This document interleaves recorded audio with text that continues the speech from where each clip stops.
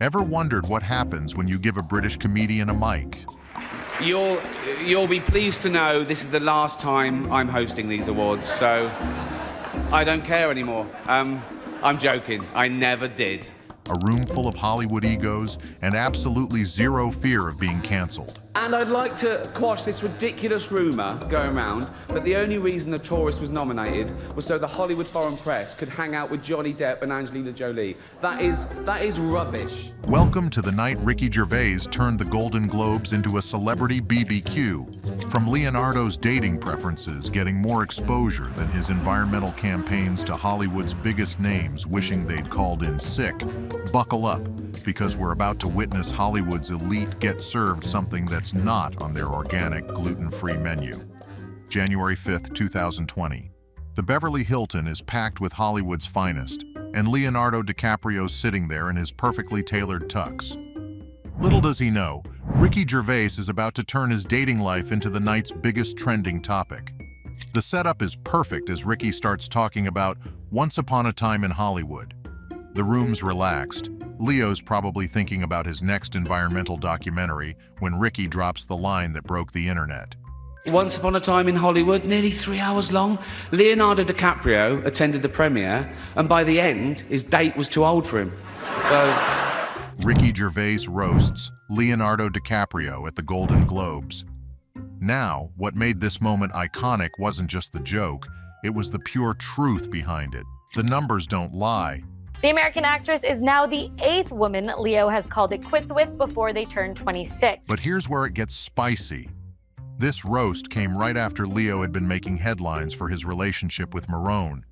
The media had been tracking their age gap like it was a national sport, and Ricky just went there on live TV. The beauty of this moment?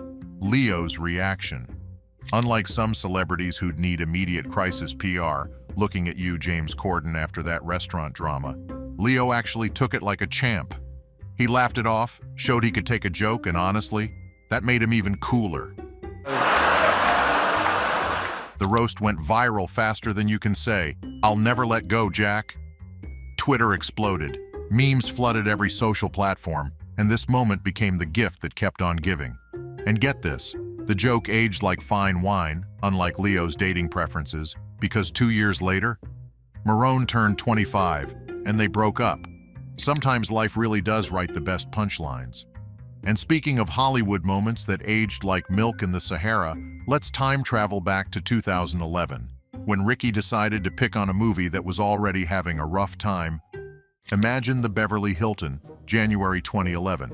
Hollywood's finest are draped in designer fits worth more than your yearly rent, sipping champagne that costs more than a semester of college. The room is glowing with that special kind of celebrity energy you can only get when you pack too many egos into one building. Ricky Gervais steps up to the mic and you can feel something legendary about to happen.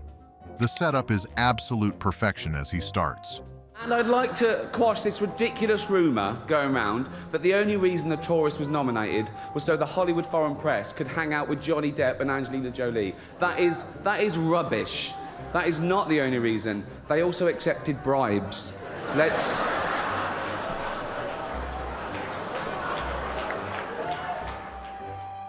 The room gets quiet. Johnny Depp and Angelina Jolie, Hollywood's most expensive pairing since Elizabeth Taylor's jewelry collection, are about to become the main characters of the night's most viral moment. The delivery is surgical. Boom! The room erupts. No. All that happened was some of them were taken to see Cher in concert. How the hell is that a bribe? Really? Do you want to go and see Cher? No. Why not? Because it's not 1975. The cameras catch every delicious second. Johnny Depp's laugh that screams, "My agent is getting fired tomorrow." Angelina Jolie's smile that belongs in a masterclass on keeping it together when you're dying inside, and an audience full of A-listers absolutely losing it because finally someone said what everyone was thinking. There were a lot of big films that didn't get nominated this year. Nothing for Sex and the City 2. No, I was sure the Golden Globe for special effects would go to the team that airbrushed that poster. The impact? Legendary. This wasn't just a roast, it was a whole expose of Hollywood's nomination system, gift-wrapped in comedy and delivered with the precision of a sniper. Jim Carrey and Ewan McGregor, two heterosexual actors pretending to be gay. So the complete opposite of some famous Scientologists then. What? Probably. My lawyers helped me with the wording of that joke. Every bad movie for the next decade got compared to this moment, and Pulling a Tourist became code for nominated for the stars, not the substance. And speaking of moments that made tech CEOs wish they had an emergency escape pod, let's dive into what happens when you mix British comedy with Silicon Valley's biggest player. The Beverly Hilton's looking more expensive than an iPhone Pro Max with a cracked screen, and Tim Cook's sitting there thinking this is just another night of Hollywood kissing Apple's cash-lined behind. Plot twist: Ricky Gervais is about to turn this tech giant's victory lap into a PR nightmare. The setup is perfect. Apple had just launched their streaming service with The Morning Show, a series that cost more money per episode than most people make in a lifetime. First, he praises Apple TV+, and that's when everyone should have known something was coming. It's like when your mom uses your full name, you know you're about to get destroyed. The bomb drops. Apple roared into the TV game with a morning show, a superb drama, yeah. A superb drama about the importance of dignity and doing the right thing. The room's nodding. Tim Cook's probably mentally calculating his bonus, and then bam! Made by a company that runs sweatshops in China. So, well, you say you're woke, but the companies you work for, I mean, unbelievable. Apple, Amazon, Disney. If ISIS started a streaming service, you'd call your agent, wouldn't you? The room goes quieter than Siri when you actually need her. Tim Cook's face does this journey from "this is fine" to "someone call PR" faster than the iPhone 14 became obsolete. But the real genius? Apple was literally sponsoring the event. This is like going to someone's house for dinner and critiquing their cooking while eating their food. The aftermath? Pure chaos. So, if you do win an award tonight, don't use it as a platform to make a political speech, right? You're in no position to lecture the public about anything. You know nothing about the real world. Most of you spent less time in school than Greta Thunberg. So, if you win, right, come up, accept your little award, thank your agent and your God, and f*** off. Tech journalists had a field day. Social media turned it into more memes than a cat video. And somewhere in Cupertino, a PR team was having the worst day of their lives. And just when you thought we were done with the friendship roasts, Ricky decided to turn his attention to Hollywood's favorite bromance. Matt Damon's sitting there, probably thinking about how to save someone from another planet, when Ricky Gervais decides to turn his entire career into a punchline faster than you can say, "How do you like them apples?" The setup is pure gold. Matt's there representing The Martian, a movie where he literally had to act alone on Mars, and somehow that wasn't even the most isolating experience he was about to have that night. The room is buzzing with that special kind of tension you only get when a British comedian has access to an open mic and zero fear. Ricky starts with a witty comment. His movie The Martian is the star of the hilarious comedy The Martian. And boom. He's also the only person who Ben Affleck hasn't been unfaithful to. Please welcome Matt Damon. Camera whips to Ben faster than he ditched the Batman costume. Ben's trying to laugh it off while looking like he's mentally drafting a strongly worded text to his publicist. The aftermath? Twitter exploded like a Michael Bay movie. We're talking memes spreading faster than celebrity gossip at a hair salon. The late-night shows had material for weeks, and suddenly every interview with either Matt or Ben had to address the moment. Speaking of moments that made PR teams reach for the anxiety meds, let's dive into the night Ricky Gervais decided to play with literal fire. The tension in the room is thicker than a Kardashian Instagram filter. And why? Because Mel Gibson is about to present, and Ricky Gervais has a history of turning this particular encounter into Hollywood's most uncomfortable reunion tour. Let's rewind the tea. Back in 2010, Ricky had introduced Mel with, "It's Mel Gibson."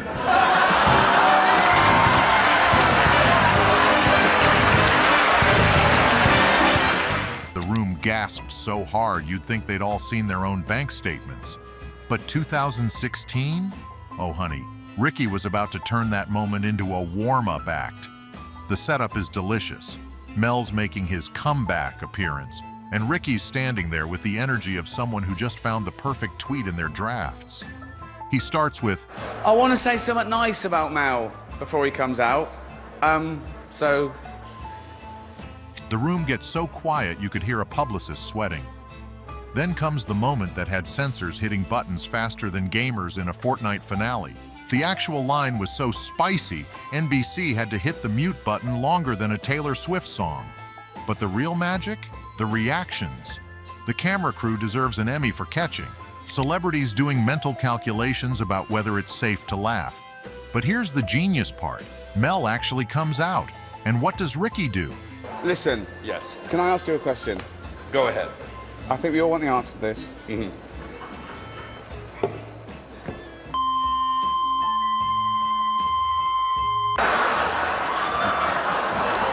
I don't know, ask the guy that said it. It wasn't me. The censors at this point are probably updating their resumes because what do you even do with that? And that's how you turn an award show into a masterclass in how not to make a comeback. And since we're diving deep into the Ricky Gervais vault of destruction, let me introduce you to some more moments that made celebrities wish they'd called in sick. Okay, Queens, let me set this scene for you. Golden Globes 2016, and Jennifer Lawrence, Hollywood's crowned princess of, is about to learn that sometimes being relatable can backfire spectacularly. Now, your host for the evening, ladies and gentlemen, Ricky Gervais.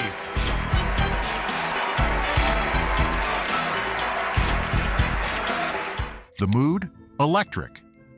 Jennifer is fresh off her equal pay campaign, getting praised louder than a TikTok audio going viral. She's sitting there in another borrowed Dior masterpiece, remember this detail. It's about to become the joke's secret weapon, probably planning her next adorably clumsy red carpet moment. Enter Ricky Gervais, the man who turns celebrity self-awareness into a contact sport. He starts off slow, like a chef preparing a 5-star roast. Jennifer Lawrence made the news when she demanded equal pay for women in Hollywood, and she received, overwhelming support from... The audience is nodding, thinking this is going to be some supportive commentary. Plot twist. He drops the numbers faster than celebrities drop their skincare routines. There were marches on the street with nurses and factory workers saying, how the hell can a 25-year-old live on 52 million? This is... There were plumbers around the world going, poor girl in town, what's lucky now? The room gets quieter than an influencer's house when the Wi-Fi goes down. But wait, he's not done. The finishing move? But joking aside, of course women should be paid the same as men for doing the same job. And I'd like to say now that I'm getting paid exactly the same as Tina and Amy did last year for hosting it. No, I know there was 2 of them, but it's not my fault if they want to share the money, is it? Boom. The internet exploded. Twitter fingers were moving faster than publicists during a PR crisis. This wasn't just a roast. This was a whole BBQ with a side of check your privilege. Jennifer Lawrence's relatable brand just got more exposed than a celebrity house tour. And just when we thought the night couldn't get any more nuclear, Ricky decided to remind Robert Downey Jr. about his past faster than Tony Stark could say, I am Iron Man. Robert Downey Jr. is sitting there looking expensive in his Tom Ford suit, probably thinking about his next Marvel paycheck. The man's literally gone from mugshots to billions at the box office. A comeback story better than your ex trying to slide back into your DMs.